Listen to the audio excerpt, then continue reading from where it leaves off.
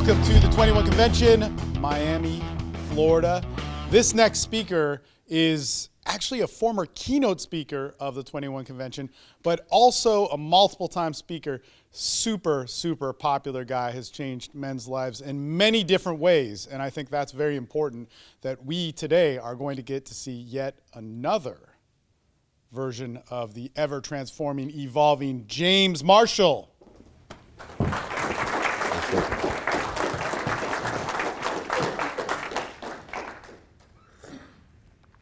All right, good afternoon. When I left high school, passed just barely, I was considering two distinct pathways of what to do with my life. On the one hand, growing up in my teenage years, I'd been obsessed with martial arts, meditation, spirituality, as well as a bunch of writers, thinkers and travelers, the Beat Generation, who were precursors to the hippies, who'd gone on the road off to India, taking psychedelic drugs, meditating in the mountains, going on wild sexual adventures. And these were my heroes, people that I was interested in following in the footsteps of. So on the one hand, I was considering this lifestyle. On the other hand, I got it in my head that the best way to get my father's validation and approval would be to join the army. And so I applied to join the Australian Army, not just as a grunt who could go in and out after a war or so, but as an officer. So I was applying to join the Australian Defence Force Academy, and that seemed like a good idea from a pragmatic level because there was a good dental plan, and you got a university degree, and you had a steady job. And this was back in the 90s, before things were getting too hot in the Middle East, so it seemed like a pretty cool thing to do. And so what I did was I started going through the application to join the army. And this went over many months and involved various stages that you had to go through. And it was kind of like the X Factor, where at the end of each session, they would kick out half the people, and eventually the winner gets to join the army. And because I had been around army people, my father worked with the military, I understood the culture, I sort of knew how they talked, the way that they interacted with each other, which was very different than the way that I was actually. There was a lot of mateship and team and no poofters and being a tough bloke. That wasn't really me, but I was able to play that game and kind of present that front. So I went to each of these application processes where you had to do leadership exercises and team exercises, and I kept getting through. And after each one of these, I would leave with this deep, boiling, sinking feeling in my intestines that this was a really wrong place for me to be. Right? Even though I was able to get in there and go, oh, yes, James Marshall, Aussie bloke, yeah, yes, no, so on, I'd walk out of it just feeling like, fuck, this is not what I want. Because if I did get in, I would be obliged to stay in the military for at least 10 years. Right? So I was looking down the barrel of spending my youth essentially in an institution not so well known for its free-thinking ideas and a place for an artistic, weird, spiritual dude such as myself. In any case, I got to the last application, which was an interview with an army psychologist. He sat me down, started asking me questions, and he got to this question. He said, James, have you ever considered suicide? And something inside of me just snapped. Just couldn't do it anymore. And so I looked at him, I twitched a little bit, and I said, well, I mean, of course everyone's considered that, right? Like, these are broad existential questions that we're looking at. I mean, what is the point of being alive or not alive? Was it Sartre who said that the only grand philosophical question was whether or not to kill yourself? Right, okay. And did you ever have any specific type of plan? Or was this just more of a vague notion? Well, I mean, of course you don't want it to hurt, right? And I didn't want to be found by my mother or my brother or something and traumatize them for life. So, something that was quick, preferably doesn't break the skin, so hanging, drowning. Right, okay, gotcha. And they asked a few more questions, and then he said, so have you ever had any homosexual inclinations, James? And I said, well, I'm young.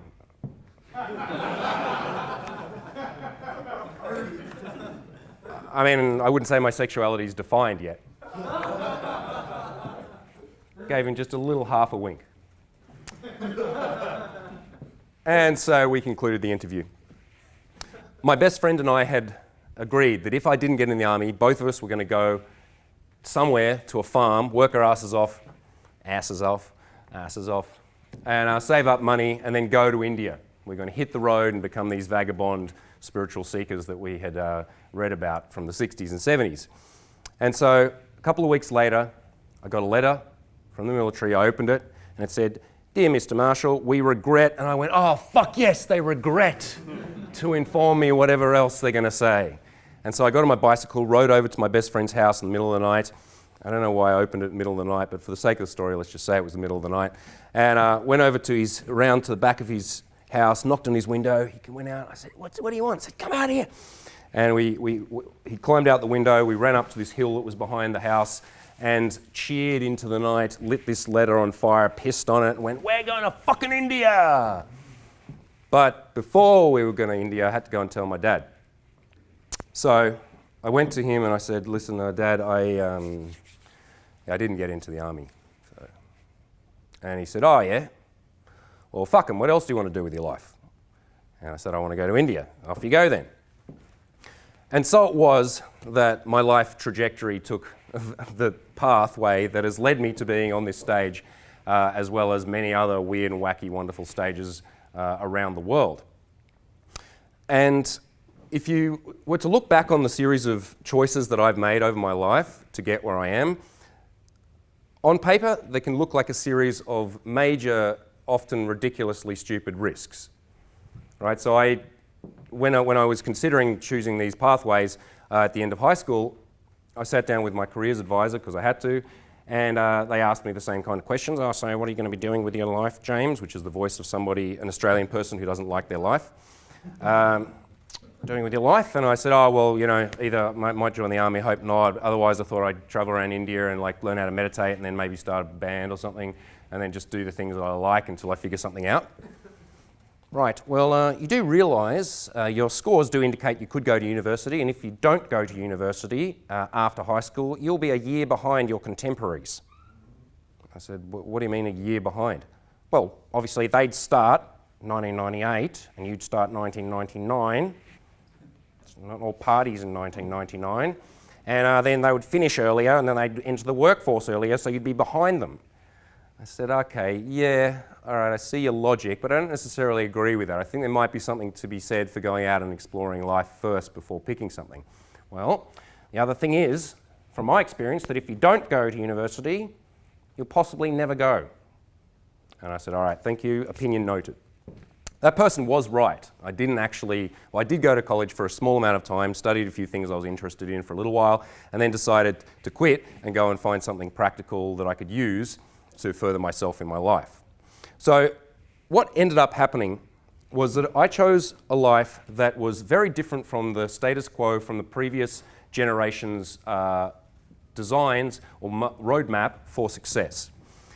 And the main points that I want to make in this speech today is loosely about lifestyle design, looking at how to, which is what is being called the modern phrase, which used to be just called doing things you like doing, having some fun and having a fun life, and now is lifestyle design in a package so we can sell it.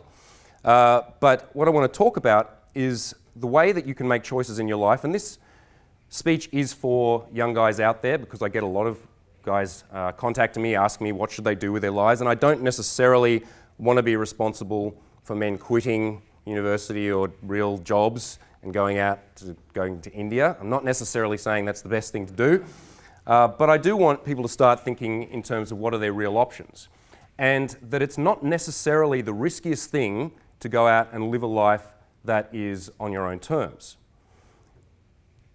Our parents' generation, our grandparents' generation came from very different economic, socio-political times, and back in my parents' generation, it made sense, more or less, that if you were working class, middle class, unless you were born into extreme wealth, it was a good idea to study hard, get involved in a job that seemed stable, and stay there for multiple decades, buy a house early in the city that you were brought up in, and get married and have kids. That was the way things were done, and it did equate that if you studied hard, worked hard, were pragmatic, that likely you were going to succeed. Things these days are very, very different. There are still some industries where that is like the correct thing, I guess, or makes sense to do. And I work with a lot of these guys as a dating coach, a lot of analytical thinkers, a lot of engineers, IT guys, finance guys. Those are areas that, yeah, there's still plenty of work out there for, but in terms of life satisfaction, maybe that those things are deficient. However, in my opinion, as someone who accidentally became a digital nomad, accidentally became a successful entrepreneur, because I was never planning to do those things. I was planning to follow passions that I were interested in, which originally was martial arts. So that meant that I had to go to China, because that's where the masters were that I wanted to learn from. So instead of doing what a lot of my contemporary male friends did, buying cars, sometimes buying houses, getting themselves, saddling themselves with lots of debt in order to try and project a certain status to the world around them, I put my limited resources into travel and finding masters and teachers that I wanted to learn from. So it was that I went to the ends of the earth to find the teachers that were really meant something to me. My other passion in life was playing the flute, which I play very nicely. And so I started a weird, wacky funk band, which was never going to work in terms of becoming famous, because I was several decades too late for that. If I'd been brought up in the 70s in San Francisco or fucking LA, then maybe that would have worked, but I was too late for that. However, that was what I wanted to do. That was an expression of my passion.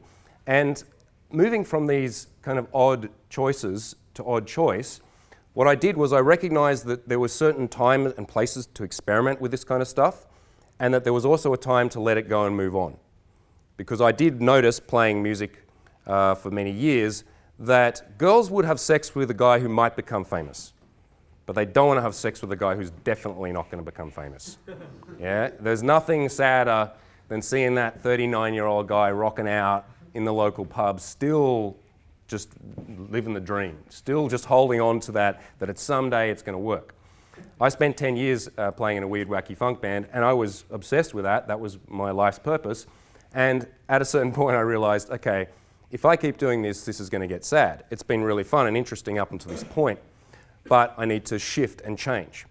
I developed over time the abilities that eventually led me into becoming a really effective entrepreneur, which the first one was being able to recognize that if you can go lean and be mobile, then you can move towards where the greatest opportunities are. And I say this as a warning to men out there who are following very traditional pathways that often involve them getting involved in long-term debt in very expensive economies. The modern American male, if he wants to go to college, is likely to be, in a good college, is likely to be walking away with, what is it, 60, 100 grand worth of debt, something like that. One thing you should note is that you don't actually have to do it here. If you want to, you can go to Germany and they'll more or less pay for your education. I don't know if the Germans want me to tell you that. If they're like, no, we've got enough trouble with the Syrians and now we're going to send the Americans over as well. But the truth is you can get very cheap education over there. I live most of the time in Budapest in Hungary. And it's interesting to see these waves of American students coming over there to study medicine, because it's 5 times cheaper than doing it in the States and just as good.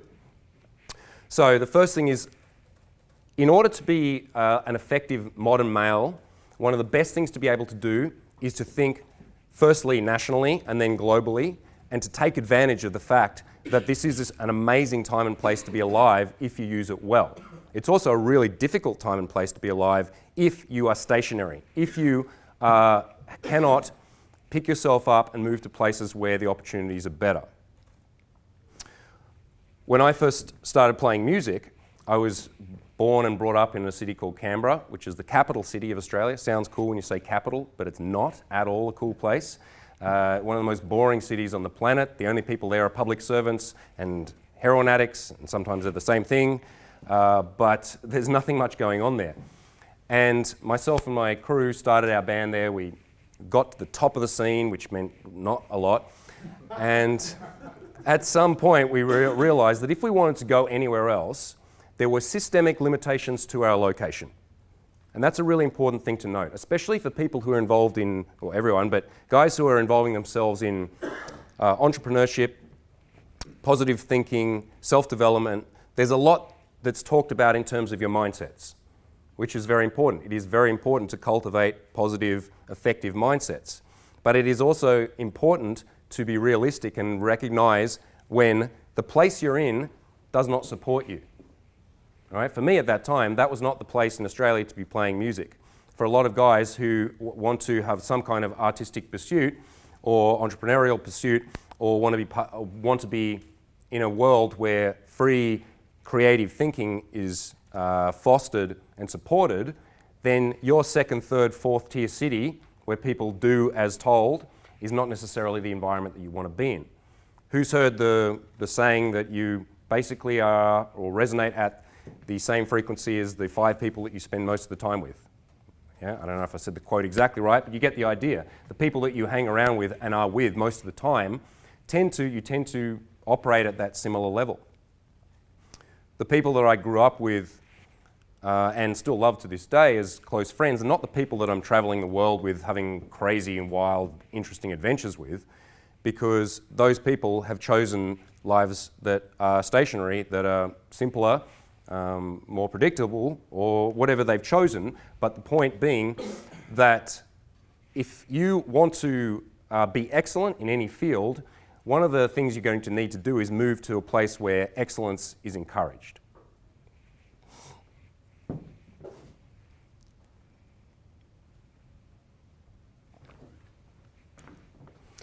There's a new archetype for masculinity which has kind of appeared roughly around the time when Tim Ferriss wrote his book, The 4-Hour Workweek.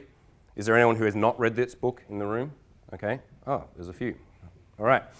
Well, this archetype of a modern playboy entrepreneur, which differs from the successful male of, say, like the 80s, which was the Wall Street guy with the nice watch and the fast car, is more exemplified by a man who is pursuing excellence internally in terms of his mindsets, physically in terms of the way that he uses his body, and then is hacking all sorts of systems in order to optimize what he gets out of life. Right? So the 4-hour workweek laptop entrepreneur modern male, when he gets up in the morning, does something along the lines of drinking his bulletproof coffee, stretching for 30 minutes, 28 minutes is the most optimal length of time to stretch, opens his laptop, does a little bit of this, makes a few hundred, a few K, closes the laptop, then goes and does his workout, which is optimized perfectly so that not a single motion or calorie is wasted. And he's doing this on a beach in Thailand or in Costa Rica or somewhere where it's beautiful and sunny. And then goes and eats some awesome paleo food with the right level of macro and micronutrients. And then what he does the rest of the day, I'm not exactly sure because he's just got so much time to spend. And then goes through his evening routine where he has apple cider vinegar with some honey and listens to some meditation stuff that pulses in various ways and makes you meditate like a monk. And then falls into a blissful, smug sleep of knowing that not a second was wasted in that day. Yeah? So... And I'm not making fun of that archetype because that is, well, I'm not, look, I'm not doing what I did. This is actually a great model for a man compared to what the one of the 80s and 90s was of like work hard, play hard, snort cocaine, bang hookers or something like that. This is a cool model because what is this using is using the resources and the knowledge of all of Western and Eastern psychology and health and all sorts of things in order to live a life that's excellent. All right? It's a cool model. And people sometimes ask me, James, what's your morning routine? And I'm like, well, sometimes I get up in the morning and then I do whatever I feel like doing. I'm actually somebody who is incredibly undisciplined, who has no routine, except for the fact that I always get what I said I'm going to do done. Right? That's the way that I've managed to operate. I get up at all sorts of different times. I eat all sorts of different things. I try to eat healthy. I do stretch, not every single day, most days. I do work out, not every day, but most days. do try to use optimizing techniques in all sorts of areas, including my business. But I've never been able to maintain a really heavy discipline that follows an extreme set of steps to get the most out of life. And that's just the way I do things, so I'm not necessarily the best model for someone looking to find optimizing routines. But the thing about this archetype is I've taught lots of guys who fit into this category because it works for some guys. They go out and they figure out how to work from a laptop or how to have skills that are mobile and move around the world, which is something I think is fucking amazing and awesome. Photographers, but massage therapists, life coaches, all sorts of guys who do something on the internet and money appears. These guys are often my clients. And also I bump into a lot of these different guys through my travels and my work. And one thing I've noticed is that as effective as they may be, there is something missing in this archetype, something very vital missing in it, which is that sitting on a beach in Thailand doing all that stuff is really lonely if you don't have a crew around you, is really unfulfilling if you're not actually able to integrate into the society that you've decided to move and become part of. And especially if you're not able to go out and meet women and bring them into your life. Now, I don't want to get down on Tim Ferriss, but anytime I see him talking about his lifestyle and his routine, there seems to be a severe lack of women in the picture, right? Being able to know that at 9:06 you go to bed with your tonic, where does the sex and the hanging out with the chick fit into that exactly? I'm not so sure. It's a very individualistic and solo pursuit, a lot of this stuff, because it's really around optimizing the individual, which is all well and good, but it doesn't take into account our most basic and pressing needs beyond those of survival, which is community, which is feelings of significance, which is feelings of connection, and of course, which is feelings of sexual satisfaction and intimacy with a partner. In my mind, the absolute most important skill that a man can learn, whether he's going to stay in one city and have a normal-ish kind of life, or whether he wants to hit the road and be bouncing around the world, taking the best of what's available out there, the number one skill that a man must learn is seduction. It is not an optional skill. It is not a hobby. It is not something that you just pick up when you're a young guy to just get laid a bunch of times and then put down again. Because my definition of seduction competency is not hustling drunk girls into bed night after night in trashy one-night stands. Yeah, I mean, that may be an element of it, or that may be something that you go through at some point in your life. But seductive skill is the ability to have choice, is the ability to go and see that woman over there and go, okay, everyone looks at the back, there's no woman there, that one that I talked to once, not you, Liam. To go over there and make a good impression and try and get something started. Because without it, you are going to be living in scarcity. Most men, although they may live in a major metropolis, are essentially living in a small village when it comes to the choices they have with women.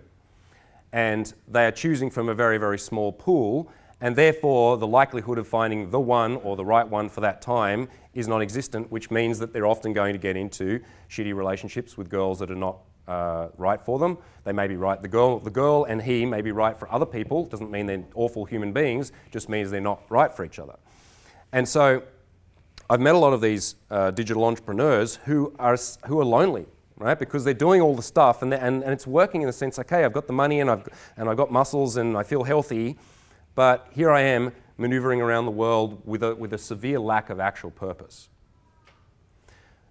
So what I want to move on to is looking at how is it that you can develop social networks, friendships, and of course, relationships with people in the most effective 4-hour dating work week kind of way.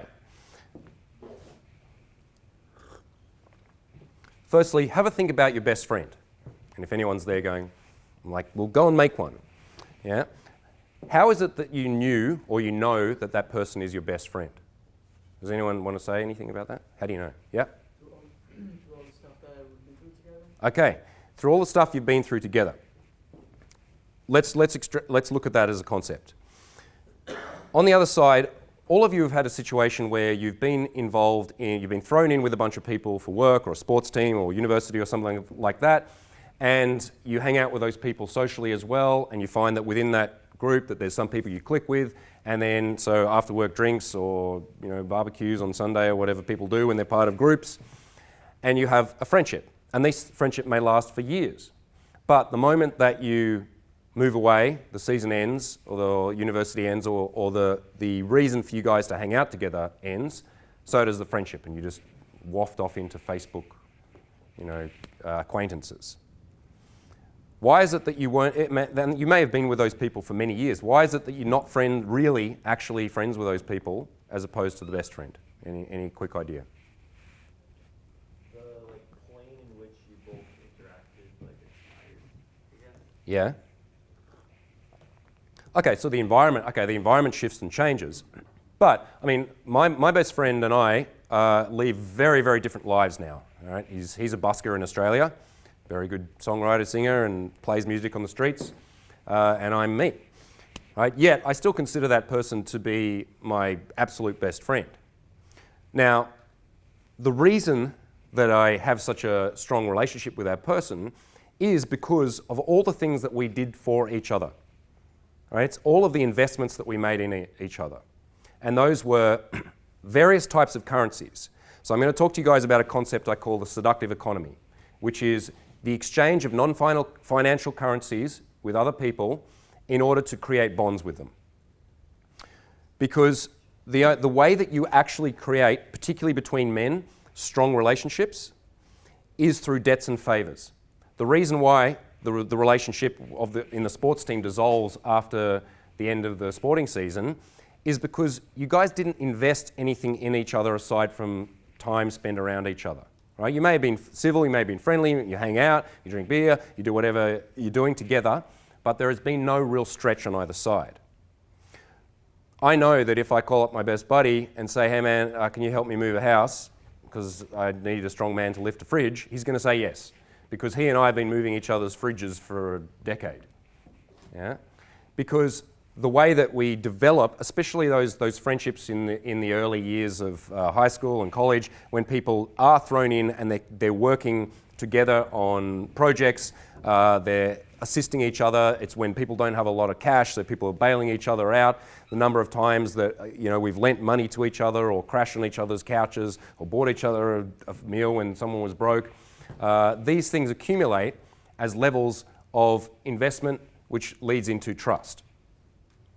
So, it's quite difficult as you get older to make new guy friends. Has anyone ever tried to take a guy on a date? It's weird. When you meet some dude and you kind of like him and you want to spend some more time with him, and then you're like, do I call him? Do I wait 3 days? Or how do I do this? It's kind of awkward. And as a result, most people's social circles, and it's not the only reason, but most people's social circles tend to diminish after that early time when people are all social and thrown in together in university or early workforce.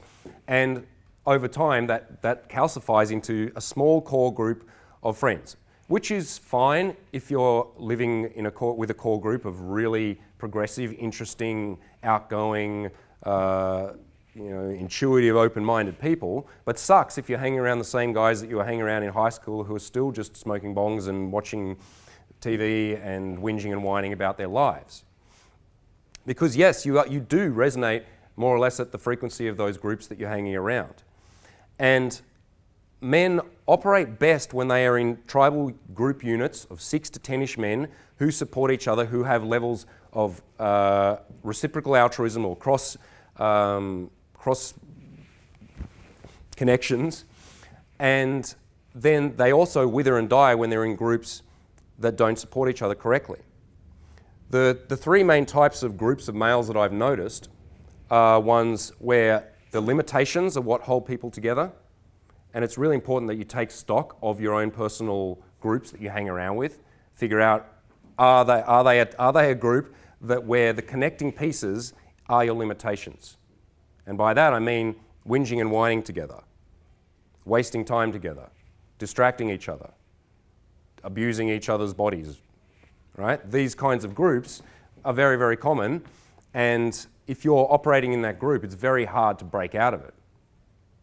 Other ones are where there are fairly strict hierarchies, which is where there is an alpha male or someone who's kind of in charge, and then there are people who fit into subordinate roles, right down to the people at the bottom who are there as comic relief or to be teased or to be taken advantage of.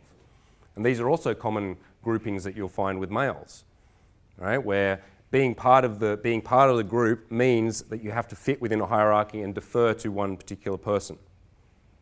This is also a very unhealthy group to be a part of, unless you're the guy at the top, and the guy at the top is not going to be inspired to move any further anyway. And then there are really powerful, effective groups where there is a shifting dynamic of hierarchy, and the thing that holds the group together is reciprocal trade, is an exchange of these non-financial currencies, which I'll talk about in a moment, in order for all the people in the group to benefit. I've been a leader of multiple groups now for many years. Originally, weird funk bands, then moving into various business ventures, which led me into building the Natural Lifestyles, which is now a 13-person crew, spanning with people in Singapore and Serbia, in Austria, Australia, and wherever it is that the coaches are bouncing around at any time. The only way that I'm able to hold this dynamic group together as a leader is understanding that the best way to get what you want is to make sure that everyone around you is getting what they want, right? And that the best way to have a group that is solid and works together is to make sure that everyone's self-esteem, bank account, and happiness is rising with yours. And so the group that I hold together, although I am the boss, I'm also very willing to subordinate myself to other members of the group depending on the needs of the group. For example, one of us brings a girl home, and currently myself and the coaches mostly live together, so this happens a lot. In a group where there's a rigid hierarchy, or where there is mutual knocking down of each other constantly, what happens when the dude brings the girl in? There's bickering. The guys start teasing each other. They make fun of the dude who's brought the girl home. They sit in the lounge room around there while he's trying to make a move on her. All of these kinds of immature masculine behaviors, which means that if he fucks up, they fuck up the chances for the guy, and also in the minds of the woman, she perceives going into that group as, this is not a group of guys that I necessarily want to hang around. When any one of us brings a girl into the group in my world, instantly I shift from being the boss to being the polite and slightly bumbling friend who's just going to grab you a cup of tea if you'd like it. All right? I'm not trying to be cool. I'm not trying to impress. I'm not trying to show that I'm alpha, anything like that. I'm immediately subordinating myself to Liam or Tony or whoever came in with the girl, because I know that's going to make it easier for him to get the job done, and it's going to mean that the girl walking into this environment goes, oh yeah, this is a cool place to be. These guys are fun, they're interesting, but they're not hitting on me, and they've all left us alone so we can make out on the couch. All right? We had recently a situation where Tony brought a girl home, and some guys had been working on the house and they'd taken the door off his room. So he walked in with a girl, and then there's no door on his room, which he wasn't expecting. All right? In a shitty bro house, people will be like, dude, check it out, no door, sucks to be you, we'll just be standing here watching. All right? Instead, Liam instantly went into his room, like kicked the sex toys and condoms under the bed, and fluffed the sheets and turned the light down low, and just went, oh, Tony, your room, that's your room, remember? And then gets the fuck out of there. All right?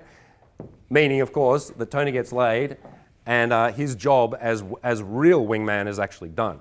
Because what does it mean to be an actual wingman? It's not the dude you stand next to in the bar waiting to approach chicks. That's like 0.5% of what a real wingman is. It's the guy that has your back at every turn, because you know that both of you have each other's back at every turn, meaning that everybody wins over time. If you've enjoyed this video so far and perhaps watched other videos of mine from the 21 Convention, you may be interested in finding out about my home study course, which is released now, and it's called The 5 Principles of Natural Seduction. Over the course of the last 15 years of my own personal development in terms of lifestyle design, inner change and seduction, and 10 years of coaching, I have put together an incredible system for development when it comes to natural seduction, without the need to have cheesy lines or tricks or weird hypnotherapy techniques or anything like that, to be able to present yourself in a way that is authentic, clear, and natural. If you want to find out about this home study course, which runs over 5 weeks, you just need to click the link below. You'll be taken to a page with full details. And now back to my presentation.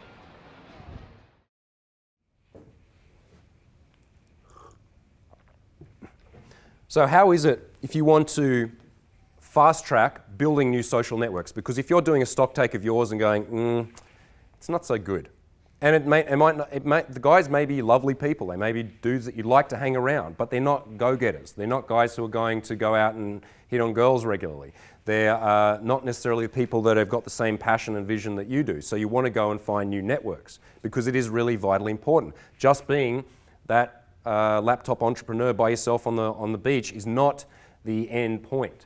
Having networks of men around you, and not just one, but having multiple ones within your own city, and then starting to think nationally, globally if you can, and reaching those out around the world, means that eventually you can set up syndicates of these groups of guys around the world. This is what I currently do, and I call it the International Couch Mafia, which was developed when I first came to the 21 convention in 2011, I think it was, in London.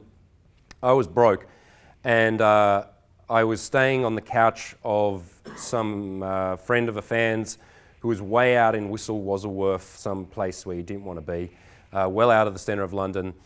And so I came in, did my speech, and then I met the artist formerly known as Sasha Daygame, who's now going by his real name. Everyone knows who Sasha is, surely? Yes, I hope so. He's a very funny and lovely person. And we met after the speech, and we chatted, and we got on well. And this is the underlying point of the seductive economy, is that there needs to be, if you want to learn how to supercharge your connections with people, it's not about this kind of surface level networking where I go and I force a smile and I hand a business card and I said, let's do a deal sometime.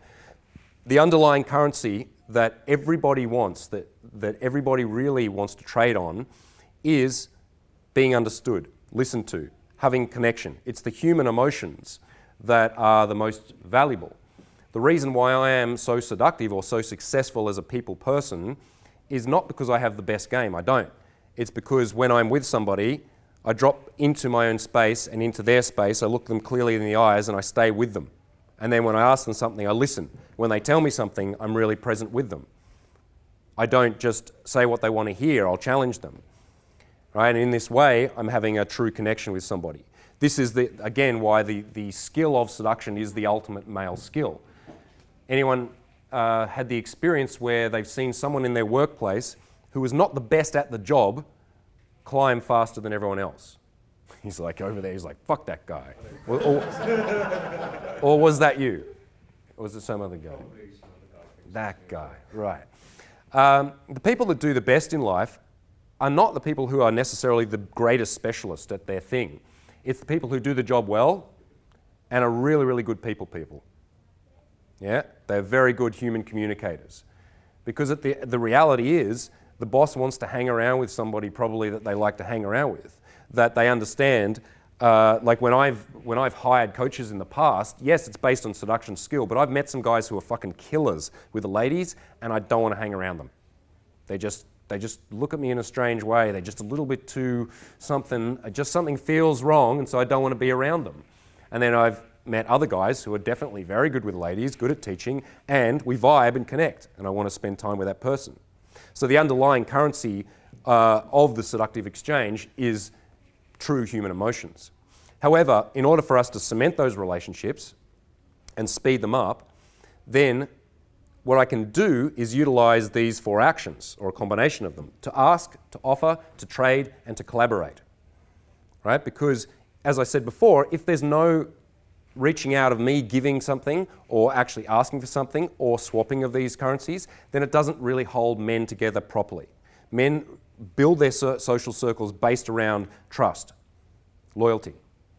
Right? You can't, if you're in a group of dudes and you fuck your friend's girlfriend, it's over. If you steal his cash, it's over. Right? These are the deal breakers between groups of men typically. And groups of men are suspicious of other groups of men. They either go into allyship with them or they're in competition with them. And it's important that this group has a solid understanding of what the code is. And a lot of that comes to do with the only way that we can understand that this is real is to test it. All right? That's why when I hire somebody, I give them little opportunities to fuck me over for a year. Yeah, I'll give them access to small amounts of money or connections or girls and see what they do with it. Right? Because in the past I have been fucked over by people who are very, very charming and promise the world, but over time you see where their true colours are. So if you want to step out and create new dynamic social networks, then the first thing you need to do is target the gatekeepers. Because in any social scene, there are people who are the entrance way to that group, and they're often people who are very social butterflies. They enjoy connecting people, they're outgoing, they're open, right? And they understand the scene or the group that they're working within. And that's what I've done multiple times in my life. When I first moved to Melbourne with my band, we were a nobody band. We had a VHS tape of some grainy footage of us playing in some local pubs. We had a shitty demo CD, and we had this A3 paper that I'd printed all the articles from the little tiny newspapers that said, "Oh, decent funk band on their way up in the local scene." And that was our proof. I put this into a folder, and that was our press kit. And so when we first arrived to Melbourne, we'd moved the band there, all living out in the suburbs in a shitty house together, trying to make it. And we'd go around to all the bars, and I'd hand it to usually it was the guy who poured the beers and booked the bands. And we're like, "Oh yeah, we're a band. We moved from Canberra, and give us a shot." And more than once, they literally just dropped it in the bin as in front of me. And when they didn't, they put it in a pile of 30 other demo CDs from every other wannabe band. And we just couldn't get a gig. And so I was really starting to lose it, trying to think, okay, how are we going to do this? I need to somehow differentiate myself from everyone else out there who's trying to do this. And so I thought, well, what's the band that is most like us stylistically and it is the top of the scene? It was a cool band at the time called Brown Hornet. They were lots of fun. And I found out that their manager also worked as a barman at the local bar. I found out roughly when he worked, a little bit stalkerish, but it was all right. I went in on a Tuesday afternoon once, and I introduced myself, and I said, "Hey man, listen, you don't know me, but I've got a band. We're from Canberra. We're pretty cool. I know that doesn't mean anything to you right now, but I'm really struggling trying to figure out the music scene here. And what I would love to do is buy you lunch and sit down with you for an hour and pick your brains on how this works here. Would that be cool?" So what I did is I came in and I offered something and asked for something at the same time. And it's interesting, I'm now in that position of that bar manager. Today I get asked all the time, guys just write me on Facebook and they just say, "There's this one girl," and then they launch into asking me for free seduction advice. Yeah? Or they say, "I want to be a dating coach. How do I sign up?" And I'm like, Jesus, dudes, like, to understand that if you want to approach someone who is in an area much further along than you are, you're going to have to offer something straight away because they don't need you. And that was what I understood with that guy is like, okay, I've got to offer him something. What have I got is being friendly and lunch. Those were the currencies that I had to offer at the time. And he said, forget about fucking lunch. Let's just buy me some beers and we'll have a chat. If you want to bring some beers over, I live around the corner. I'll come around after my shift. Which, thinking back now, was a bit of a dodgy offer, actually. Bring some drinks over, young boy, and we'll talk. But he was a nice man. He was a gentleman. And so I did, and just bring some alcohol over and we'll talk. So I spent the last $20 I had, bought a six-pack, and I don't even like beer, but I knew I'd have to drink it. Went around to this guy's house. Sat down, and I didn't just go, "Here's your beer, all right, so I'm ready." I traded on the human currency of actually chatting and talking to him and figuring out what was going on in his life and what was of interest to him, and here's a beer. And then I said, "So anyway, can you tell me about, like, what's the best way to get shows in town?" And he said, "All right, man, you're doing it all wrong. You can't just fucking drop demos." And he explained basically what needed to be done. And then he said, "Anyway, so do you have a CD of your band here?" I said, "Well, actually, just so happens that I do have one here. put it on, he listened, he said, yeah, it's not bad. Tell you what are you doing next Friday? I said, anything you want. And he said, well, if your band's free, I'm like, we're free. Then do you want to support Brown Hornet? I went, fuck yes. Right? And so it was from that position that we got our first gig, straight from zero to supporting the best band of that type in the local scene. And from there, and he said, very importantly, he said, make sure you bring a few people down. You know, the bar, really, it's really important to the bar that you've got people drinking there. So I made sure, and my band made sure, that we got every single person we knew in that city, begged them and just blackmailed them or whatever we had to do to get them to come to that show. We managed to bring 40 people along, which meant the bar was happy, the room was full, we played a good show, and so we had then balanced this initial debt. And so that guy then said, and the venue went, okay, those guys, we can bank on them. Yeah, let's get them back. I asked, I offered, I traded, and then we collaborated, and as a result, trust was built, and a leg up was started. Right? This is a really important thing to understand. When I met Sasha at that first 21 convention, he was chatting and he said, where are you staying? And I said, oh, out in fuck knows where. And he said, well, why don't you just come and, he said like this, why don't you just come and stay on my fucking couch? And I said, okay, I'll come.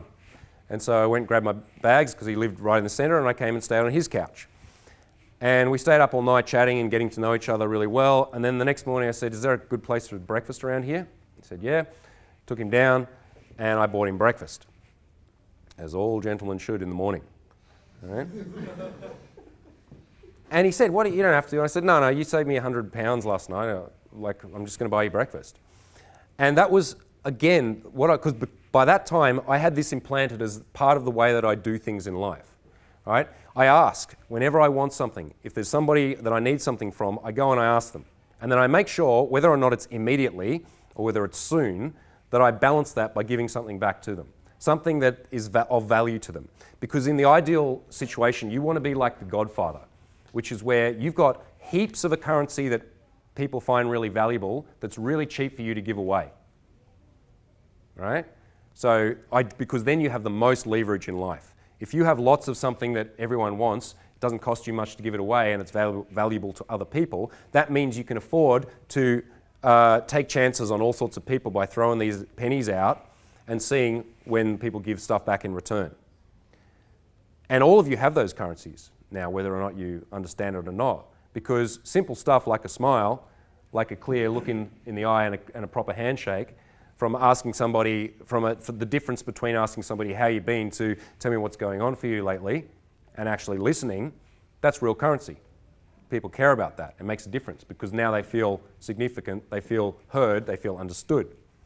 And then there's all sorts of other ones. Advice. My entire livelihood is based around a currency that is really cheap for me to give away, which is advice on how to get women, because I can keep ranting and spewing it out indefinitely, and people pay me many thousands of dollars to learn it because it's incredibly valuable to them. And so for the guys that are trying to step out of their small town or move away from a job that they hate, or move into social circles which are more dynamic, where there's more interesting things happening, where there's pretty girls and fun parties and all that stuff happening, you need to understand that you're going to have to trade your way up to it. A couple of years ago, 2 Austrian young guys, 22-year-old guys, contacted me because somewhere on my website, I completely forgotten, we had a section of like employment, the natural lifestyles employment. And we'd put on there that we were looking for media guys, camera guys and editors. And I'd forgotten about this. And I got this email from these guys saying that, hello, my name is Dominic and Alex, and we are 2 Austrians, and we are very efficient, and we would like to come and work for you. We are good with cameras and web design and so on. And they made an offer to me. And I ignored them, not because I'm nasty, just because I usually ignore everyone the first time they contact me. Because I know that mostly they don't ever contact again. They don't want it bad enough. If a guy applies to become a dating coach with me, all I say is, send me 3 articles that you've written about, or you write 3 articles about your philosophies, and send me 3 videos of you talking to girls. And in all the years that I've been doing this, only one guy has ever done that, Tony Solo, and that's why he's a coach.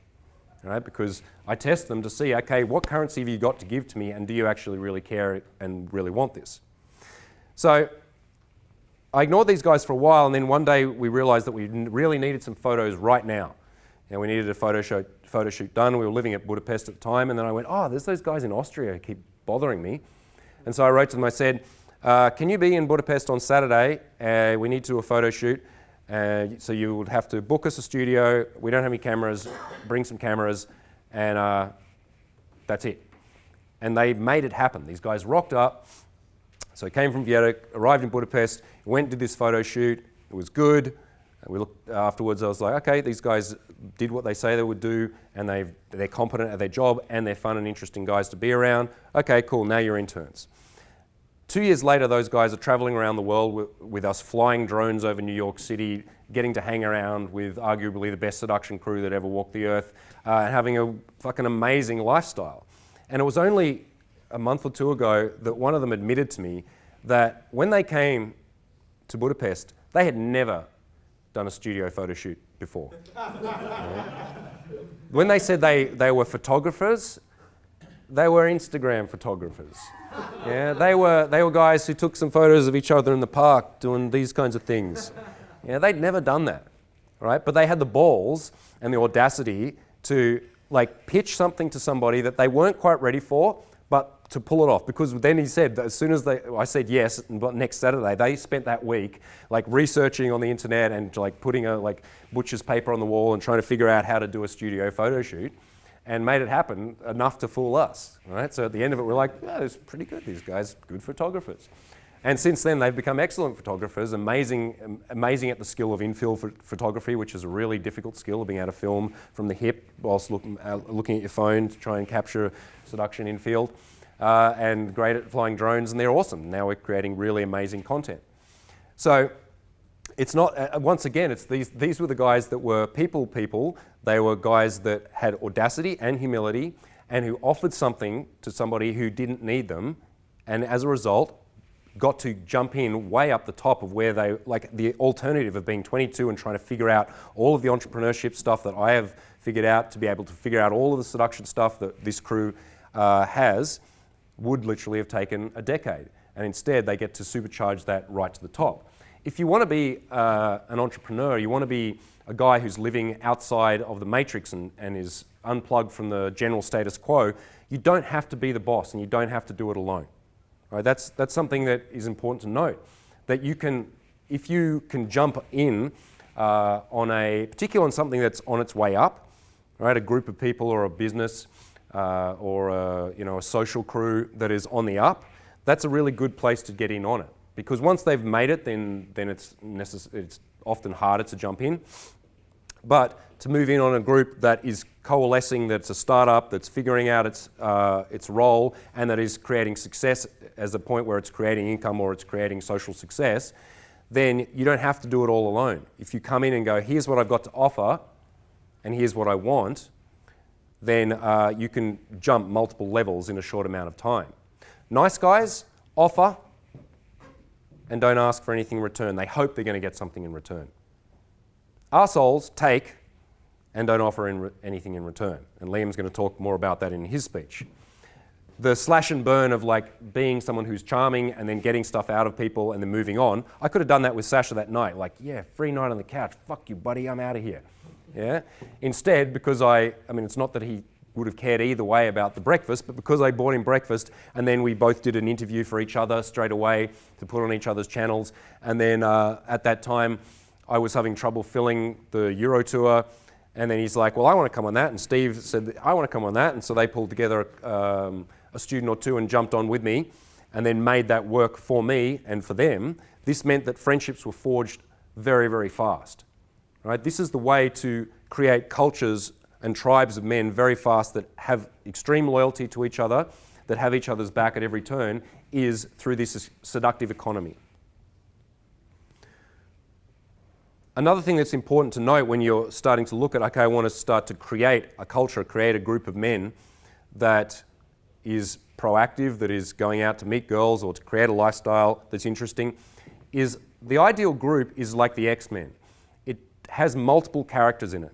Because if you're hanging around just the same type of people, even if they're really proactive and interesting people, nice people or whatever, if they're all introverted or analytical thinkers, right? If they're all in one sphere of work, then you are fairly limited by what you know, who you know, right? And we see this. Most groups are fairly homogenous. They're the same race, the same age, the same work that they're doing, similar kinds of temperaments.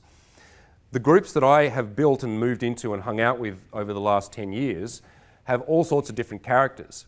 And an ideal tribe of men includes a macro thinker, a micro thinker, extroverts, introverts, someone who is really good at connecting with people one-on-one, someone who is a social butterfly, who's good at holding the attention of groups. And if you look at the groups that I hang out with, I'm the macro thinker and the person that makes deep connection with people one-on-one. Liam is very extroverted. He's very good at dealing with group dynamics, and he's also a deal maker, somebody who finds out what somebody's good at and immediately brings them into the fold and gets something happening with them. He's also the guy that as soon as an idea appears, he takes action on it, whereas I'm actually more of a cautious thinker and I'll plan and plot things for too long. So he and I work really well as a team together. If an idea appears, Liam's like, let's do it immediately. And I go, hang on a minute, buddy, let's think about it. And then we think about it a little bit and then we do it immediately. Tony Solo who's one of our coaches, is an absolute workhorse, incredibly disciplined person who once he gets something in his mind moves meticulously and moves in a linear way. Then we bring in outside plugins such as Gareth Jones, who you guys would have all seen a couple of days ago, who is an amazing people person, very, very social, very good at like keeping a party going, great social butterfly, and so on. So in amongst that group, it means that we have access to all different types of people, all different ways of thinking. And of course, it has the advantage that when a woman comes into that group, it's really fun. It's really a dynamic place to be. Because if you want to just be one of those lone wolf seducers, and I have met guys like that who really just, they're American Psycho seducers where they just go out meticulously, do their game, bring the girl back to the cave, have sex with her, and then do their push-ups and look at themselves in the mirror. It can work, and if you're looking at the two ways of getting girls into your life, which most men work on, one of them is to try and build a social circle that's like some kind of Venus flytrap which attracts women into it. And that was the old way of doing things, where you would try and become part of a social scene, join a band. That's why I started music, was to try and get girls, because there would be girls in the vicinity. And I've worked with clients who've owned nightclubs, owned modeling agencies, owned hairdressing salons and places where there's lots of girls. And it has the effect of bringing people into the social orbit, but it doesn't actually close the deal. It's not enough in and of itself. And then on the other side, you have the guys that only do cold approach, and it's just about them and the girl each time. If you want to learn to be the most effective seducer possible, then what you want to do is both those things. You must be able to see a girl that you like somewhere on the bus, in the park, wherever, go over there and make an impact. Otherwise, you are limited to a very scarce pool of choices. But at the same time, if you can do that and then bring a girl into a social circle, which is fun and interesting and dynamic, and where the men respect each other, and when you walk in with the girl that everyone has your back, then that makes your job so much easier. Because of course, at the end of the day, the girl is going to be interested in you. That's what, if she's going to have sex with you or start a relationship, it's because of you. But it certainly doesn't hurt having a group where she comes into it and it's interesting, where there's people who are holding more of the social atmosphere together. And I know for me, I'm not very good at that. In big groups, that's not I can stand up in front of a big group and talk, but holding together big social groups is not my forte. But having someone like Liam or Gareth around means that element is done for me. So I can bring the girl in, and then the social circle act as this seduction washing machine, and out the other end comes a relationship.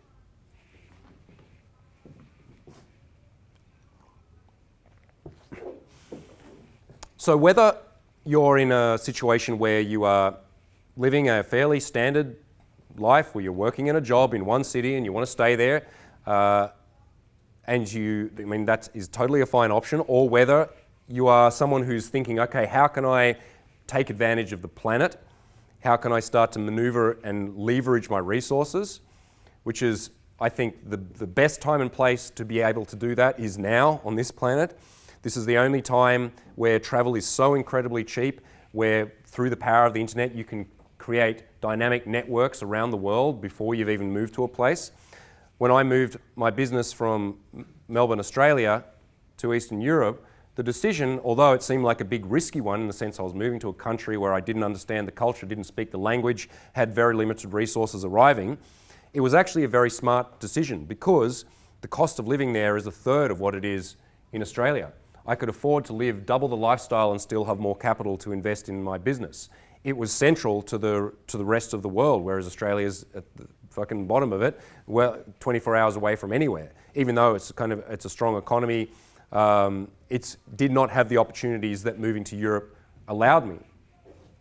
So whether or not you want to take advantage of this amazing globalized world, or you want to be in a position where you're making your own city work for you, then it is important to take a stock take of your social world and recognize that doing it alone is actually the hardest way.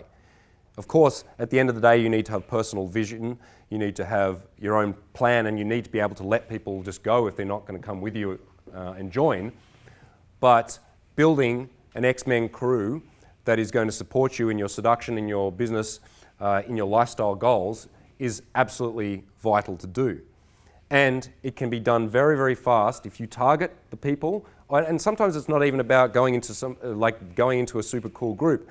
It's looking around and going, all right, I need to find one other guy who wants to go and pick up girls. One other, that I like, that I enjoy spending time with. I want to find two other people that want to build a social night, all right? That want to put on a picnic and bring some girls to it. That want to put on events or start a small business or whatever it is that you're deciding to do. And then use the seductive economy to supercharge that. Ask, offer, trade, collaborate. Make sure that if you're in debt to somebody that you pay them back. Make sure that if you offer something, that you ask them for something in return. And you'll just see that, you'll see very quickly where people's boundaries are. You'll recognize very quickly that, okay, I gave a little to this person, I asked them for something, they kind of fucked me over on the deal. All right, I'll distance that person. Doesn't mean I need to cut them out of my life necessarily, but okay, that is not the person that's going to roll with me.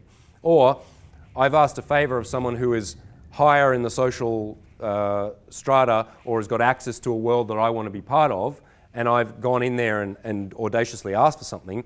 Make sure I make it worth their while, and in this way these bonds of trust will start to be created. Because at the end of the day, sitting on the beach with the laptop, with your amazing muscles and your perfect health, but doing it alone with no chicks and no friends sucks. So that's all I have time for. I'm going to open it up for questions. Thank you. All right, James Marshall. Who has got questions?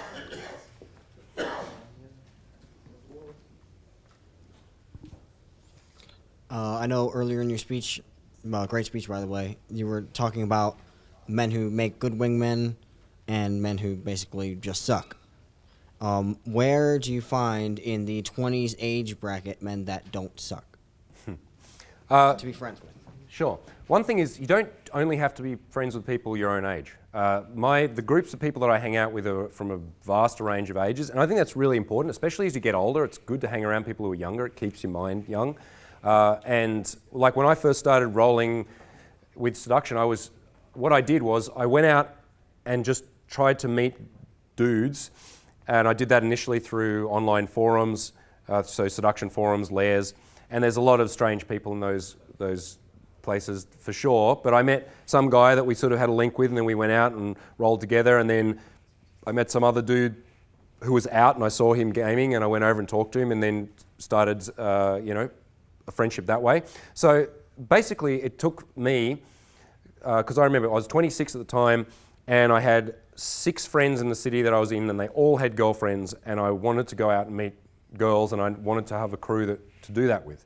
And so initially that requires just going out and saying yes to everything, and just putting yourself into strange social situations and recognizing that the first group or the first guys that you come along will not necessarily be the ones that you roll with forever. Right? So for me, it was a matter of gradually upgrading until I met guys like James and the early guys that I started the business with. and then went, okay, these are guys that really know what they're doing. We connect as people, and so let's do this. And it's also that you don't need to initially wing with people who are excellent at seduction. They need to be really into trying to get good at this and be somebody that you trust and get on with. Right? It's not that you need to be around an absolute killer seducer, because the guys that I originally started with, we were just all figuring it out, and then sometimes someone was better than the other person, but it was more that, okay, we had each other's back and we were also willing to help coach each other and figure out what was going on and wing each other properly, and then people rise together. So yeah, I mean, you can certainly do it. There's plenty of online forums these days. Back then there was few. Dozens of places that you can figure this out. What city do you live in? Okay, cool. All right, so yeah, and that is another important thing that you recognize. If you want to get good at seduction, you can't be in a city where there's 50,000 people, right? We get guys sometimes who work out on oil rigs and writing us to, how do I get good at seduction? I said, well, firstly, you're going to need some women around. That'll be useful.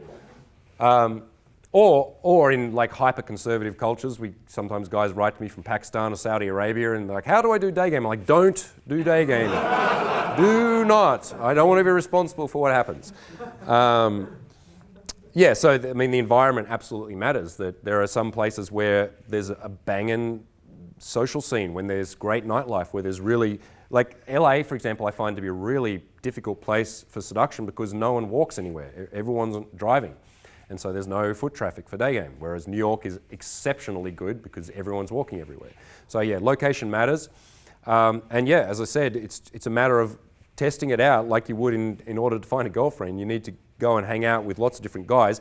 And a lot of guys are uneducated on how to wing, right? It's not that you're born with that skill. It's definitely a dynamic skill that you have to understand. And I've, back in the past, had to talk to friends about it and go, all right, here's the rules. When I go and talk to a girl, if you come and talk to her as well, no one's going to win here, okay? So it has to be 2-on-2, or you always back your wing. If the girl teases you, then and then your wingman teases you, this is not going to help anyone either, right? Because she's going to think you're both dickheads. So actually having a clear code of what it means to wing whilst in the actual seductions is really important, and that may just involve sitting down and discussing it and figuring it out. Yeah. So yeah, I guess that's my answer. So we have a question from the live stream. Oh. David wants to know, how do you reduce regret? I feel that everything in my life has happened for a reason, but there are many things that come back from my past that are so easy to regret. Yeah, okay. The things that you regret, the things that you most regret typically are not taking risks that you wanted to take, and staying in something that is ineffective or negative for long periods of time. So I don't know why I'm talking to you, because you're like, I didn't ask the question. You're nodding for that guy. All right, thanks. Okay, I'll talk into the camera for him.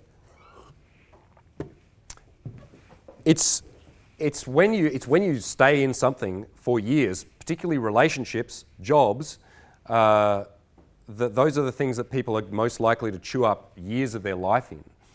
And so, like, I made a lot of mistakes. I've failed at many businesses. My first business was, I lived in a tiny one-bedroom apartment with my girlfriend when I was 18, and I bought a huge wooden cupboard from eBay, and then I put a big light inside it, and then I put some plants inside there, and then I grew them, hoping that I would be able to become a mad drug dealer by selling marijuana. And after the 3 months, I harvested the weed and sold it, and it paid for about 48% of the electricity bill of growing the weed. So that was my first big attempt at business. I don't regret that. It's because it's a funny story, and I got to smoke a little bit of my weed before paying for it all. And it started to teach me some of the basics of economics. So if you're going to, the things you regret is looking back on going, fuck, I really did want to be a conceptual dancer in my 20s, and then I got married and had kids, and now I can't do that anymore because I have to look after the fucking kids. It's that, I was in a relationship with that girl 50% longer than I should have been. Right? You are going to get hurt in relationships. You're going to have business ideas collapse and fail. You're going to have friendships where the people betray you at the end. This is inevitable if you are going to put yourself out into risky situations, which is life. The regret is not moving away from something when you know that it's not serving you anymore, or not moving towards something that you really want to try out of fear. All right, that's all the time we have. Let's give it up for James. Thank you.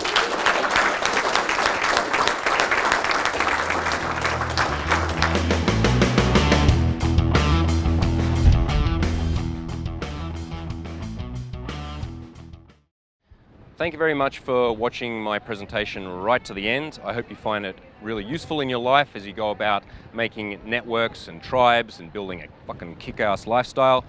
Make sure that you subscribe to the 21 Studios, the 21 Convention channel. We can only keep maintaining this output of amazing material if you guys support us. And at the same time, you can go to thenaturallifestyles.com if you want to find out more about me and my crew, and check out my channel, which is just The Natural Lifestyles on YouTube. Thanks for watching. We'll see you again next time.